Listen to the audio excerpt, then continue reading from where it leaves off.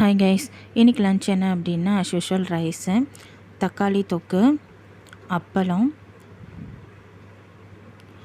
Omelette, பருப்பு பூண்டு இதையெல்லாம் போட்டு கீரை செஞ்சுருந்தோம். அவ்வளோதான் இன்றைக்கி லன்ச்சு. இந்த தக்காளி தொக்கு செய்கிறது ரொம்பவே சிம்பிளு, டேஸ்ட்டு ரொம்ப நல்லா இருக்கும். இதுக்குமே பார்த்திங்க அப்படின்னா 3 இன்க்ரீடியன்ட்ஸ் தான் மெயின் இன்க்ரீடியன்ட்ஸு. தக்காளி, வெங்காயம், பச்சை மிளகாய் இந்த 3ஓட ஃப்ளேவர் தான் இந்த தக்காளி தொக்கில் இருக்கும். இது ரொம்பவே நல்லாயிருக்கும். சாதத்து கூட, தோசை, சப்பாத்தி இந்த மாதிரி டிஃபன் ஐட்டம் கூட வச்சு சாப்பிடவும் நல்லாயிருக்கும்.